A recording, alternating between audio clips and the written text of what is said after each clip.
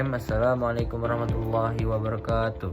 Halo semuanya, perkenalkan nama saya Muhammad Farhan Zaki dengan NIM 2500706.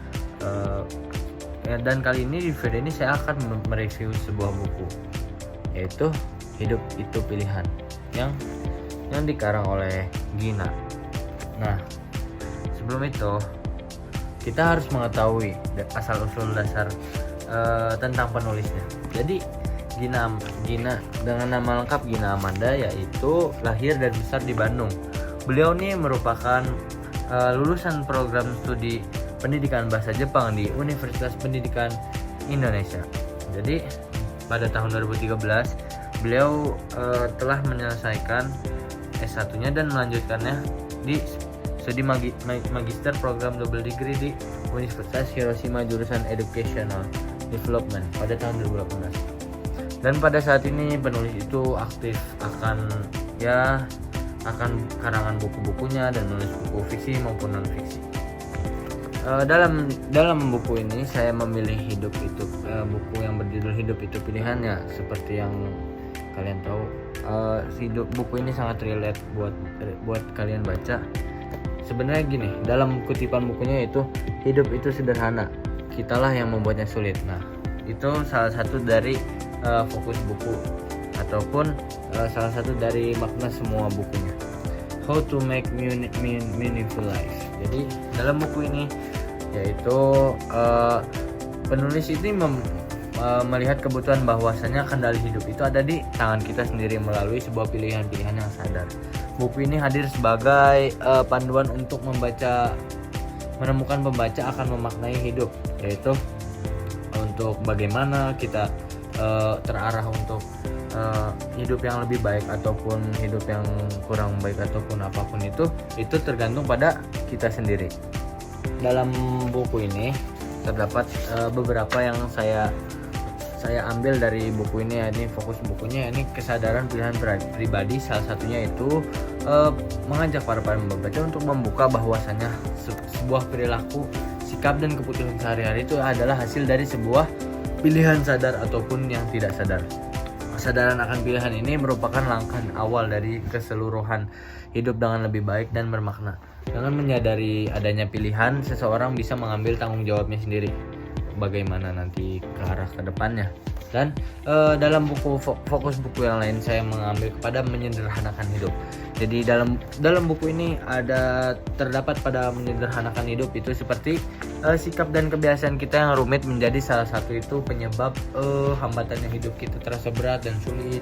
Jadi penulis ini memberi bahwasannya menyusun ulang prioritas cara pandang hidup akan terasa lebih mudah dan jauh lebih terasa baik jika kita belajar untuk mengurangi yang tidak harusnya kita lakukan. Dan seringkali kita memaksakan sesuatu dan meremehkan hal-hal yang sering terlambat terjadi, itu seperti membanding-bandingkan diri kita dengan orang lain, terlalu fokus pada mengejar sebuah materi ataupun kesempurnaan, dan pada akhirnya pula hidup itu ada di tangan kita. Oke. Kebahagiaan sebagai pilihan yang saya ambil juga dari buku ini. Kebahagiaan sebagai pilihan, bagaimana itu? Jadi kebahagiaan sejati itu bukan orang yang harus diperoleh dari luar ini. Jadi bukan oleh uang, status, sosial ataupun pangkat jabatan, melainkan hidup dengan sederhana yang internal dan untuk bersyukur menerima apa yang ada di hidup kita itu, bahwasannya semua yang sudah ditakdirkan itu semuanya pasti baik. Dan bagaimana cara kita untuk bersyukur, bagaimana untuk cara kita untuk menerima sebuah kenyataan, dan apapun itu tentunya hidup kita itu tidak semua orang mendapatkan pilihannya mereka. Tentu pasti ada yang gagal, yang berhasil, dan itu pula hidup itu kan dalam pilihan kita. Jadi mau itu kita milih ini, kalau itu hasilnya alhamdulillah baik, pasti akan baik, dan kalau itu buruk itu pasti yang sudah ditetapkan. Jadi hidup itu intinya pilihan dulu. Jadi kita harus memilih bagaimana itu dengan proses memilih yang baik dan cara mengelola yang benar. Jadi di fokus buku lainnya itu strategi membuat bermakna, ya nih langkah-langkah yang bisa dijalani sehari-hari agar sebuah keputusan yang kita jalani itu dapat membawa kita ke arah hidup yang lebih bermakna, yakni menjalani kehidupan berdasarkan tujuan dan nilai yang jelas. Dan yang lainnya yaitu fokus bukunya memilih di antara ketidakpastian. Hidup itu pasti rangkaian yang ketidakpastian, ya, pasti yang tak bisa dihindari, dan kita sebagai mahasiswa ataupun manusia harus menghadapinya sejak kecil tanpa menyadarinya. Setiap langkah pasti kita melibatkan sebuah pilihan yang mengubah ketidakpastian, dan apapun itu yang terjadi tentunya hidup itu mengajari bahwa ketidakpastian adalah bagian dari alami dari perjalanan dan manusia, dan pilihan yang menentukan hasilnya. Nah, jadi pilihan kita kita milih nih, oke, kita memilih ke jalan yang benar, pasti nantinya apa yang kita pilih itu pasti terbaik buat kita, walaupun pilihan itu belum tercapai dan tidak sesuai, setidaknya kita hidup dengan memilih.